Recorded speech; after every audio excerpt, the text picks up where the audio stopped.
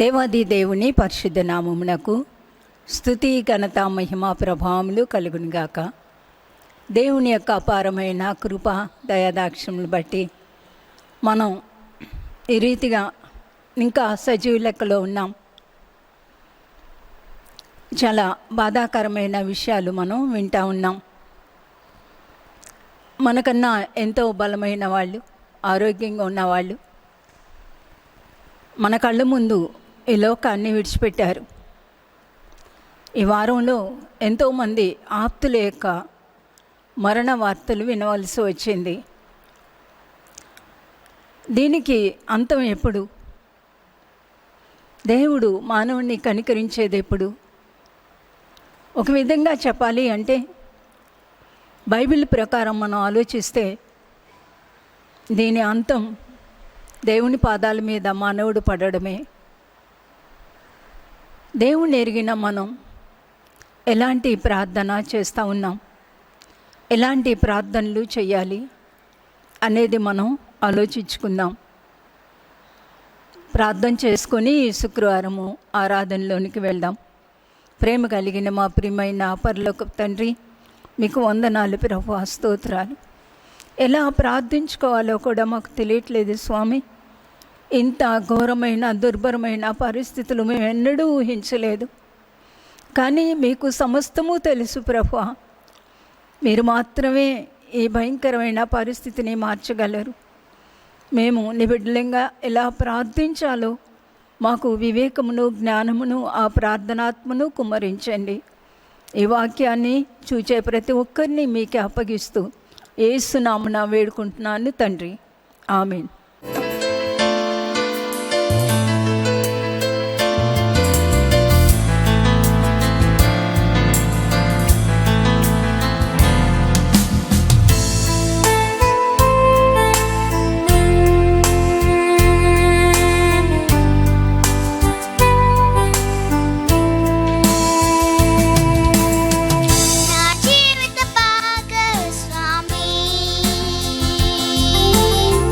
నా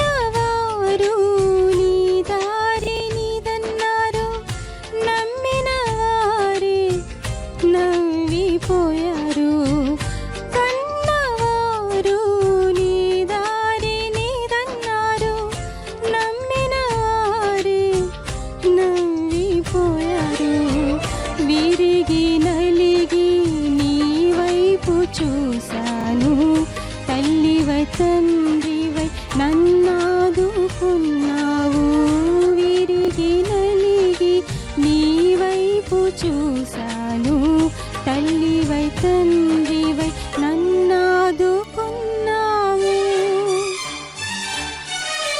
యేసయ్యా యేసయ్యా ఏ అడ్డు వద్దయ్యా, నీ ప్రేమకు నాలో సరిహద్దులు లేవయ్యా. యేసయ్యా యేసయ్యా ఏ అడ్డు వద్దయ్యా, నీ ప్రేమకు నాలో సరిహద్దులు లేవయ్యా.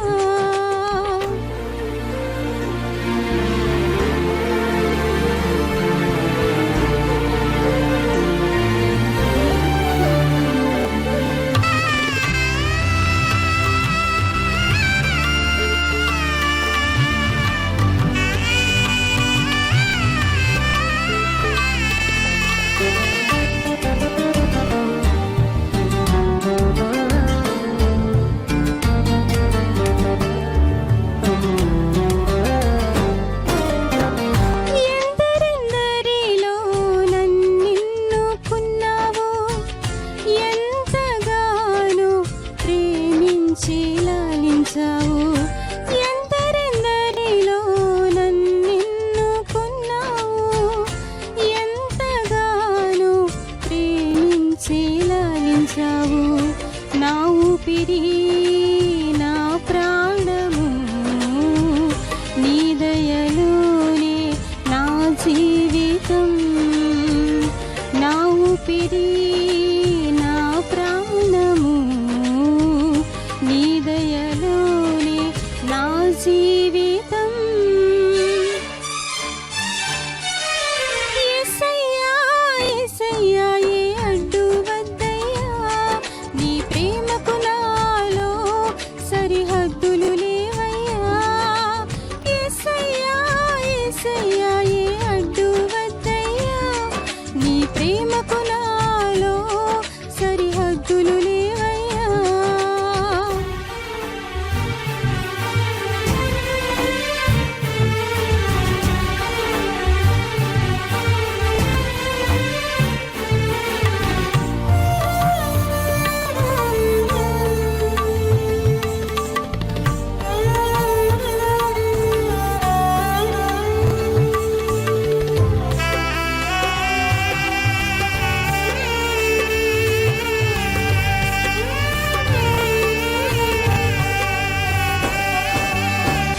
నీ మాటలో నా పాటను, నీ ప్రేమలో నా పాటను. నీ మాటలో నా పాటను, నీ ప్రేమలో నా పాటను. సాగిపోని నా యాత్రను నీదరి నేను చేరు వరకు. సాగిపోని నా యాత్రను నీదరి నేను చేరు వరకు. యేసయ్యా యేసయ్యా ఏ అడ్డు వద్దయ్యా, నీ ప్రేమకు నాలో సరిహద్దులు లేవయ్యా. యేసయ్యా యేసయ్యా ఏ అడ్డు వద్దయ్యా, నీ ప్రేమకు నాలో సరిహద్దులు లేవయ్యా. నీ కంటి పాపను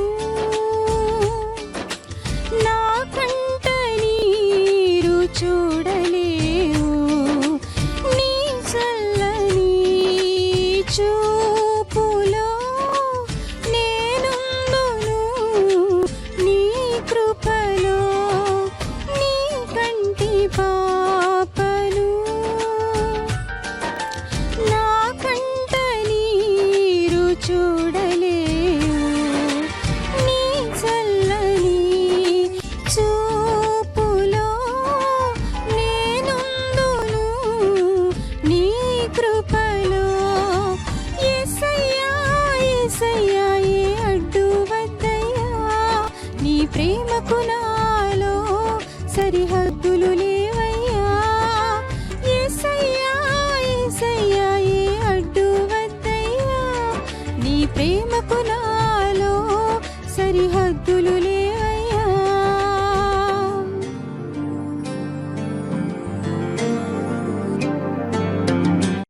బైబిల్లో ఈ భయంకరమైన విపత్తు లేక తెగులు ప్రజల మీదకి వచ్చినప్పుడు, కష్ట సమయం ప్రజల మీదకి వచ్చినప్పుడు నేను ఈ మధ్య ఆలోచిస్తూ ఉన్నాను.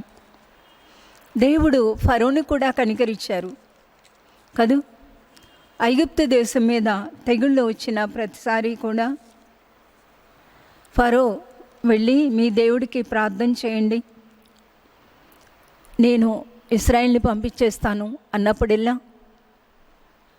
మోషే వెళ్ళి దేవుని దగ్గర మొరపెట్టేవాళ్ళు. మోషే మొరపెట్టగానే దేవుడు ఆ తెగులును తొలగించేవాళ్ళు. ఫరోను కనికరించావు ప్రభువా, మమ్మల్ని కూడా కనికరించు అని దేవుడి సన్నిధిలో ఏడవడానికి దేవుడు ఆ తలంపు దయచేస్తూ ఉన్నారు. అంత మాత్రమే కాదు, ఇశ్రాయేలీలు దేవుని దగ్గర తప్పిపోయినప్పుడు, దేవునికి వ్యతిరేకంగా నడిచినప్పుడు, అన్నిలా ఆచారాలు వాళ్ళు అనుసరించినప్పుడు, దేవుని యొక్క దృష్టిలో పాపం చేసినప్పుడు ఎన్నోసార్లు భయంకరమైన తెగులుకు వాళ్ళు ఆహుతైపోయారు. మిడునాగులు వాళ్ళ మధ్య పుట్టాయి. మోషే మొరపెట్టినప్పుడు ఒక ఇత్తడి సర్పాన్ని పైకెత్తమన్నారు. ఆ ఇత్తడి సర్పాన్ని చూచి బ్రతికారు. ఇవి 1, 2 కాదు, ఎన్నో సంఘటనలు మనం చూస్తూ ఉంటాం. ఈ ఇత్తడి సర్పం అనేది సంఖ్యాకాండం 21వ అధ్యాయం. ఇశ్రాయేలీలు 5వ వచనాన్ని చదువుతున్నాను. కాగా ప్రజలు దేవునికిని మోషేకును విరోధముగా మాట్లాడి, దేవునికిని మోషేకును విరోధంగా మాట్లాడారు. ఆయన పంపిస్తున్న మన్నాను చవి సారం లేని అన్నము మాకు అసహ్యమైనదన్నారు. అందుకు యెహోవా ప్రజల్లోనికి తాపకరములైన సర్పములను పంపారు. మళ్ళా ప్రజలు పశ్చాత్తాపపడ్డారు. మేము నీకు దేవునికి విరోధంగా పాపం చేశాము, దేవుడు మా మధ్య నుండి ఈ సర్పాలు తొలగించేటట్టుగా ప్రార్థన చేయమని అడిగినప్పుడు మోషే ప్రజల కొరకు ప్రార్థన చేశాడు. అప్పుడు దేవుడు చెప్పారు, నీవు తాపకరమైన సర్పము వంటి ప్రతిమను చేయించి స్తంభం మీద పెట్టుము, అప్పుడు కర్మపడిన ప్రతివాడును దాని వైపు చూచి బ్రతుకును. కాబట్టి మోషే ఆ రీతిగా చేశాడు. 9వ వచనం. అప్పుడు సర్పపు కాటు తినిన ప్రతివాడు ఆ ఇత్తడి సర్పమును నిదానించి చూచినందున బ్రతికెను.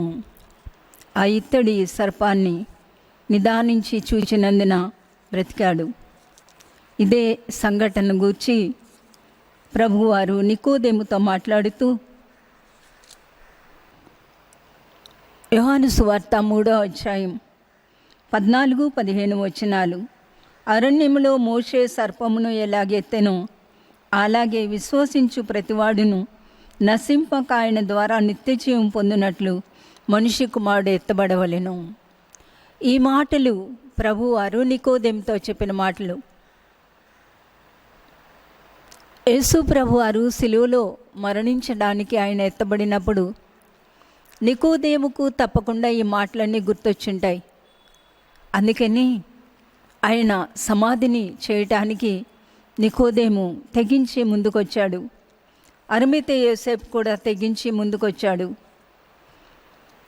ఇశ్రాయేలీలు మోషే నిర్మించిన ఆ యొక్క ఇత్తడి సర్పమును నిదానించి చూచినందున బ్రతికారంట. సంఖ్యాకాండం 21వ అధ్యాయం 9వ వచనంలో ఆ మాట ఉంటుంది. ఈ రోజుల్లో కూడా ఈ భయంకరమైన ఈ తాపకరమైన సర్పం వంటి ఈ అనారోగ్యంలో మన కొరకు సిలువలో ఎత్తబడిన యేసును నిదానించి చూడడమే మన యొక్క ఏకైక దిక్కు అనుకుంటూ ఉంటాను.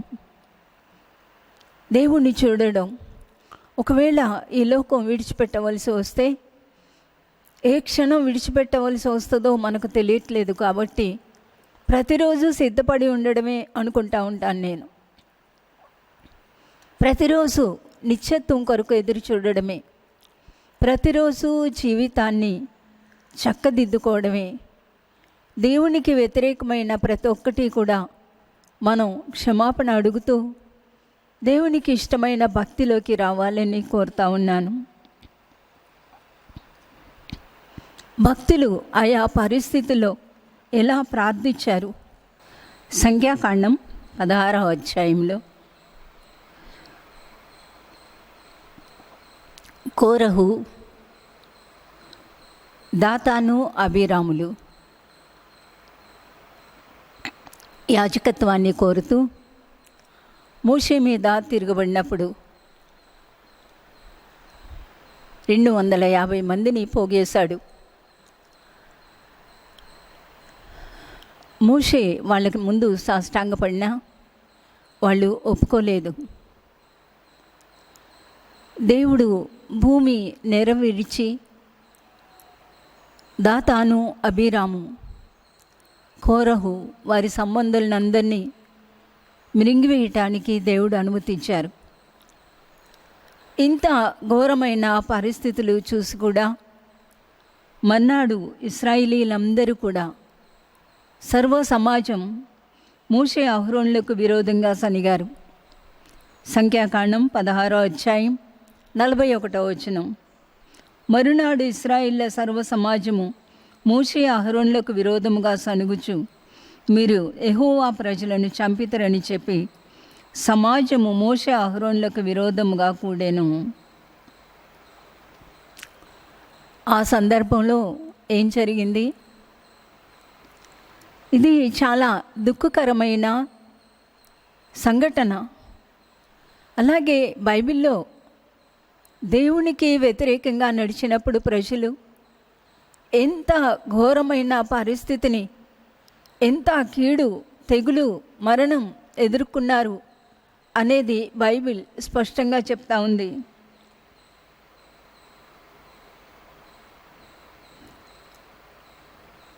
నలభై 44వ వచనం. యెహోవా, మీరు ఈ సమాజం మధ్య నుండి తొలగిపోడి, క్షణములో నేను వారిని నశింపజేయదునని మోషేకు సెలవీయగా వారు సాగిలపడిరే. 46. అప్పుడు మోషే, నీవు ధూపార్తిని తీసుకొని బలిపీఠపు నిప్పులతో నింపి ధూపము వేసి వేగముగా సమాజమునద్దకు వెళ్ళి వారి నిమిత్తము ప్రాయశ్చిత్తము చేయము. కోపము యెహోవా సన్నిధిలో నుండి బయలుదేరెను, తెగులు మొదలుపెట్టెనని అహరోనుతో చెప్పెను. చెప్పగా మోషే చెప్పినట్లు అహరోను వాటిని తీసుకొని సమాజ మధ్యకు పరిగెత్తిపోయినప్పుడు తెగులు జనులలో మొదలుపెట్టి ఉండెను. కాగా అతడు ధూపము వేసి ఆ జనుల నిమిత్తము ప్రాయశ్చిత్తము చేసెను. 48వ వచనం గమనించండి. అతడు చచ్చిన వారికిని బ్రతికిన వారికిని మధ్యను నిలువబడగా తెగులు ఆగెను. చాలా రోజులండి ఈ మాటే మనసులో వేదన కలిగిస్తూ ఉంది. చచ్చిన వారికి బ్రతికిన వారికి మధ్య అహరోను ధూపార్తి చేత పట్టుకొని దేవునికి నైవేద్యం వేస్తూ నిలబడ్డాడు. చస్తున్న వాళ్ళు, బ్రతుకుతున్న వాళ్ళు మన ముందే ఉన్నారు కదూ. మన వంతు ప్రార్థన ధూపార్తి దేవుడు కోరే పద్ధతిలో, దేవుడు కోరే విధానంలో పరిపూర్ణమైన సంపూర్ణమైన భక్తితో,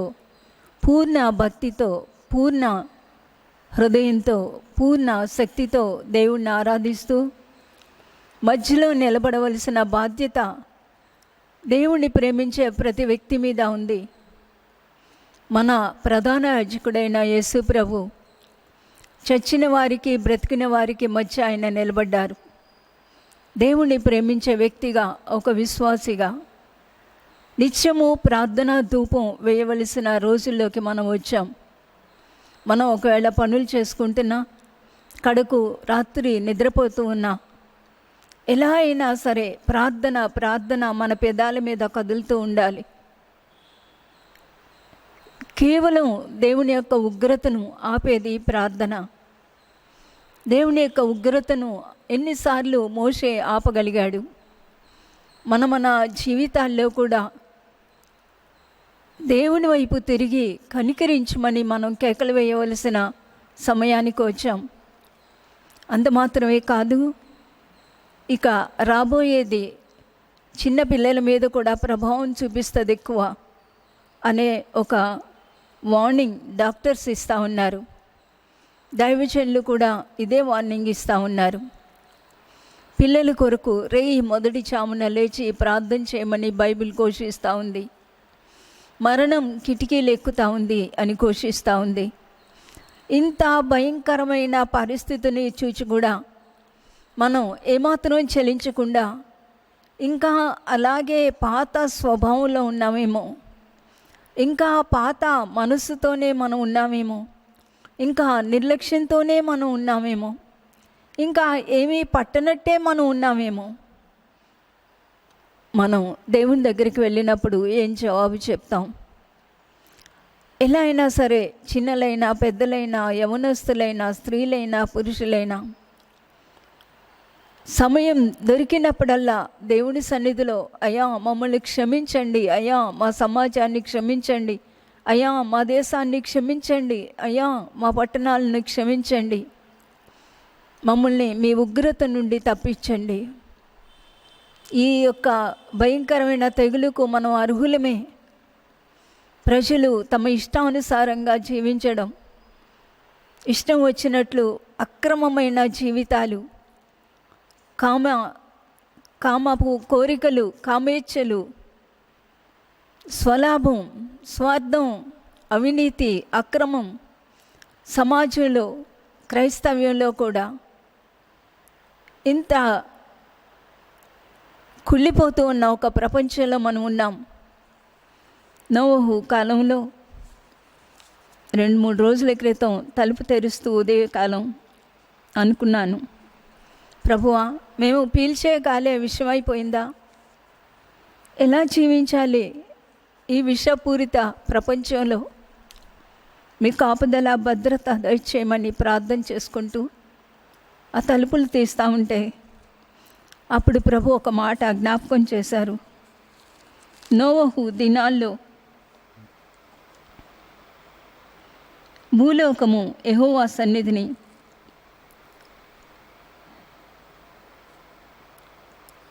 ఆదికాండం 6వ అధ్యాయం 5వ వచనం, నరుల చెడుతనము భూమి మీద గొప్పదనియు వారి హృదయం యొక్క తలంపులోని ఊహ అంతయు కేవలము చెడ్డదనియు యెహోవా చూచి తాను నరులను చేసినందుకు సంతాపపడ్డారు. 12వ వచనాన్ని చదువుతున్నాను. దేవుడు భూలోకమును చూచినప్పుడు అది చెడిపోయి ఉండెను. 11వ వచనం, భూలోకము దేవుని సన్నిధిని చెడిపోయి ఉండెను, భూలోకము బలాత్కారంతో నిండి ఉండెను. 12వ వచనం, సమస్త శరీరులు తమ మార్గమును చెరిపి వేసుకొని ఉండిరి. ఈ మాటలు జ్ఞాపకం వచ్చాయి. అవును, భూమి చెడిపోయింది, భూలోకం చెడిపోయింది. ప్రతి ఒక్కరూ కూడా తమ మార్గాలు చెరిపి వేసుకున్నారు.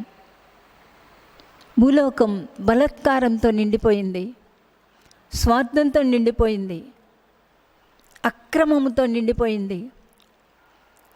మంచి వాళ్ళకి రోజులు కాదు, యథార్థవంతులకు రోజులు కాదు, ఘోరమైన దుష్కార్యములు. ఇలాంటి భూమి మీద మనం చేసుకున్నదే విషపూరితమైన గాలిగా అయిపోయిందేమో అనిపిస్తూ ఉంది. కానీ దీనంతటికీ కూడా పరిష్కారం ఉంది. ఆ పరిష్కారమే ప్రార్థన. ఎలాంటి పరిస్థితి అయినా దానికి ఒక్కటే ఒక్క పరిష్కారం, మానవుడు దేవుని సన్నిధిలో తగ్గించుకోవడం, మానవుడు పరిశుద్ధతను అన్వేషించడం.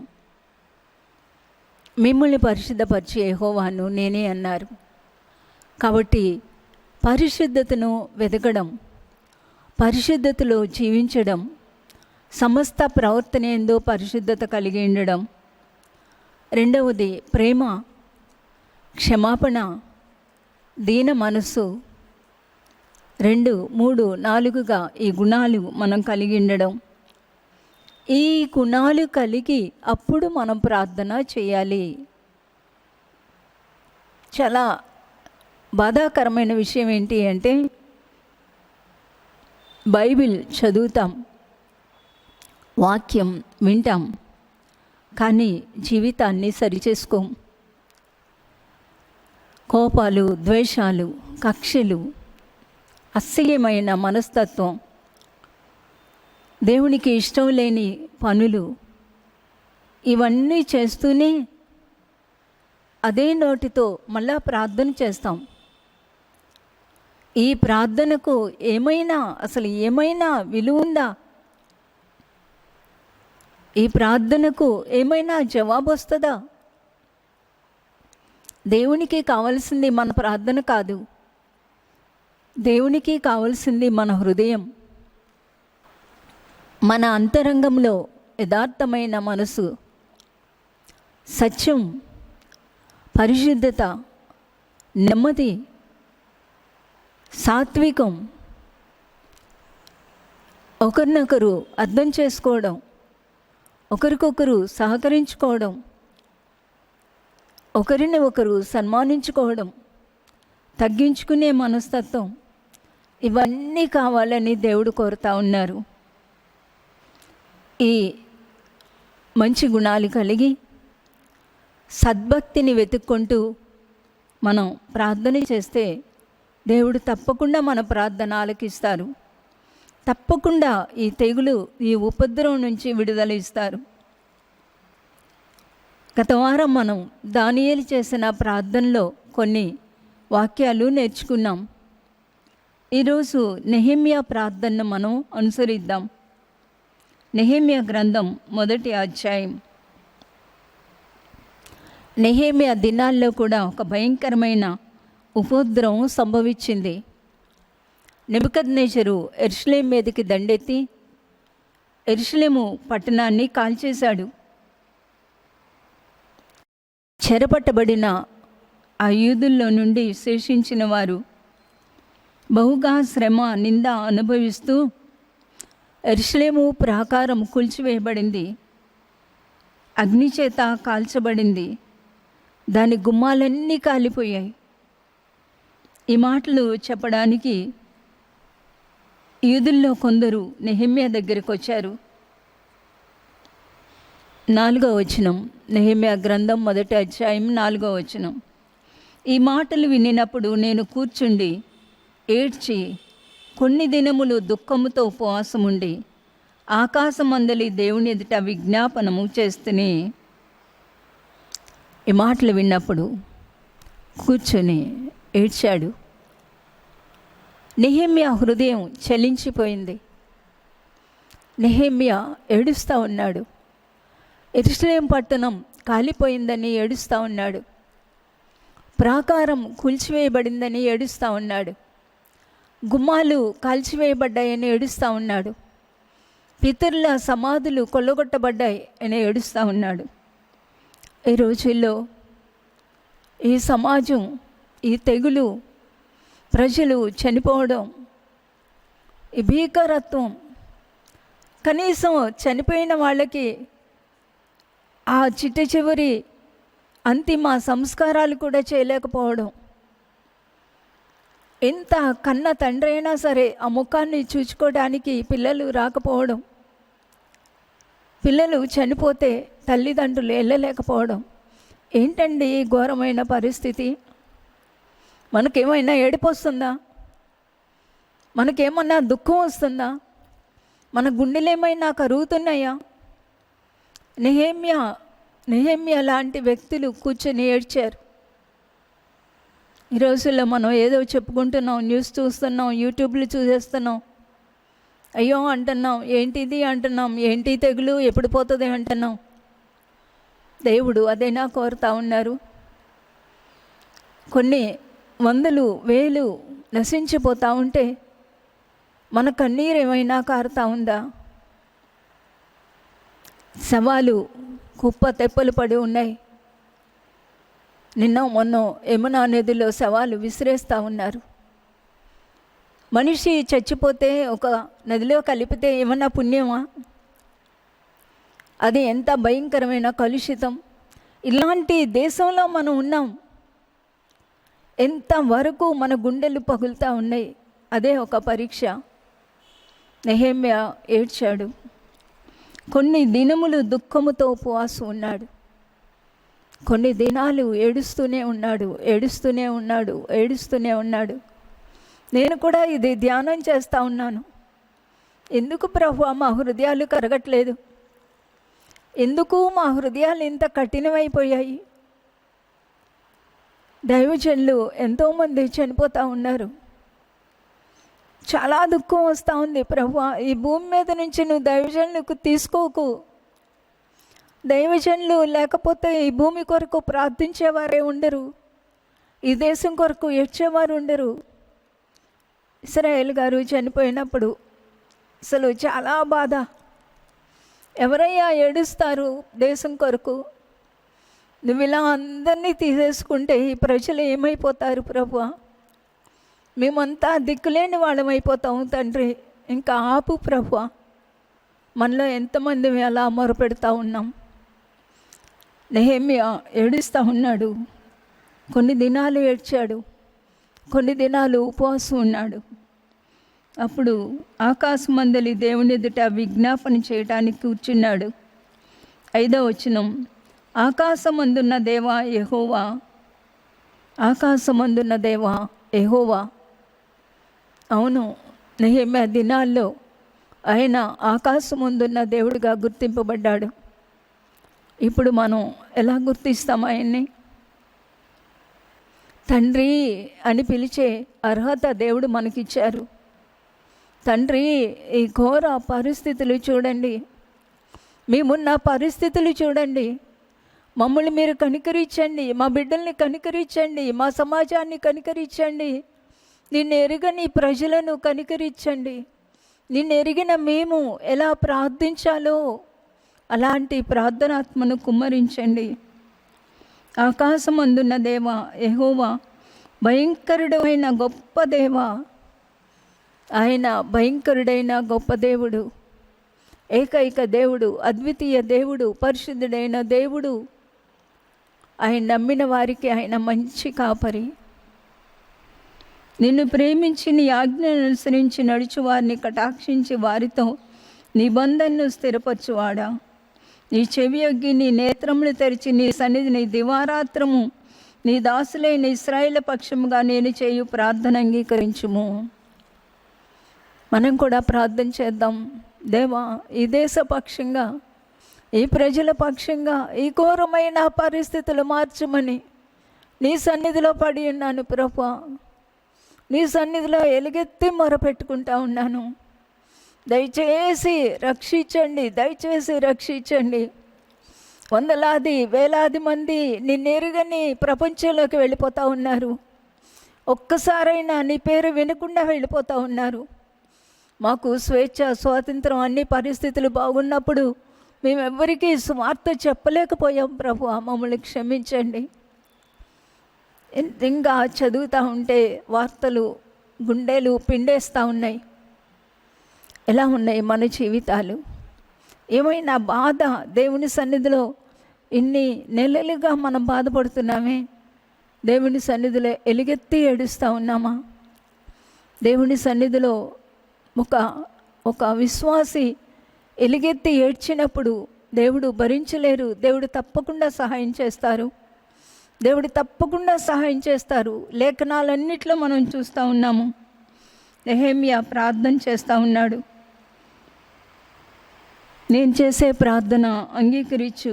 నీకు విరోధముగా పాపం చేసిన ఇశ్రాయేలు కుమారుల దోషమును నేను ఒప్పుకొనిచున్నాను. నీకు విరోధంగా పాపం చేస్తూ ఉన్నా నా దేశం యొక్క దోషమును నేను ఒప్పుకుంటున్నాను. నా ప్రజల దోషాన్ని నేనే ఒప్పుకుంటున్నాను. నేనును నా తండ్రి ఇంటి వారును పాపం చేసి ఉన్నాము. నేను, నా సంఘం, నేను, నా కుటుంబం పాపం చేశాం.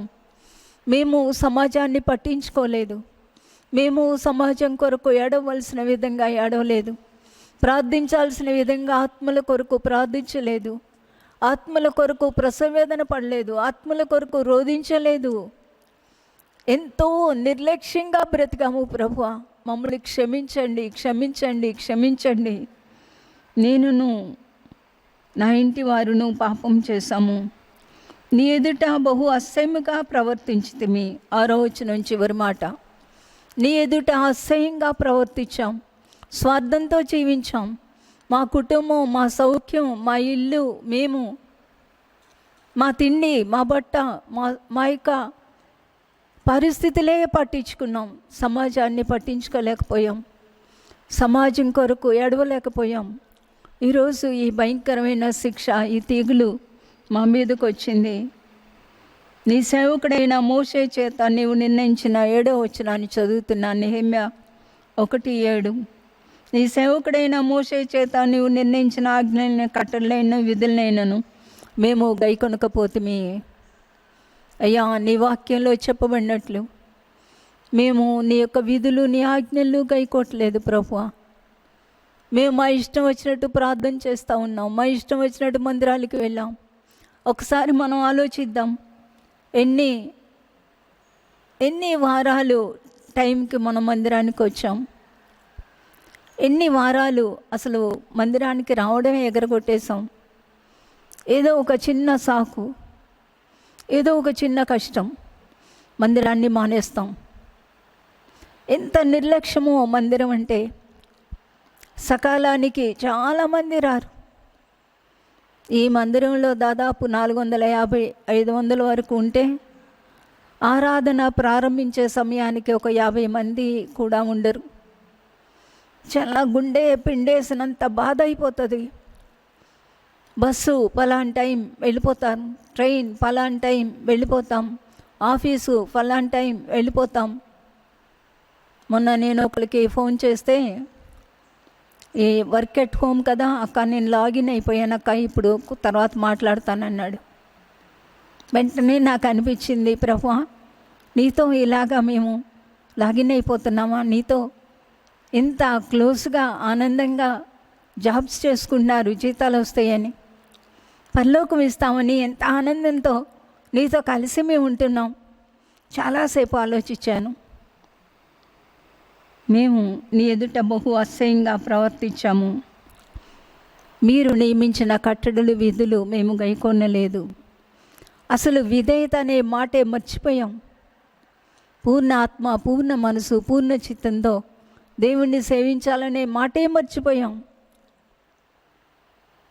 మందిరంలో అడుగు పెడితే పాటలు, అన్ని ఎక్విప్మెంట్ అంతా ఉందా, వాయిద్యాలు వాయించే వాళ్ళు వచ్చారా, వీళ్ళు అది ఇది తప్ప ఎవ్వరూ కూడా, నాతో సహా, ఈ మాట ఎప్పుడూ మర్చిపోయానేసయ్యా, నన్ను క్షమించు, ఈ శిక్ష మాకు తగుననుకున్నాను.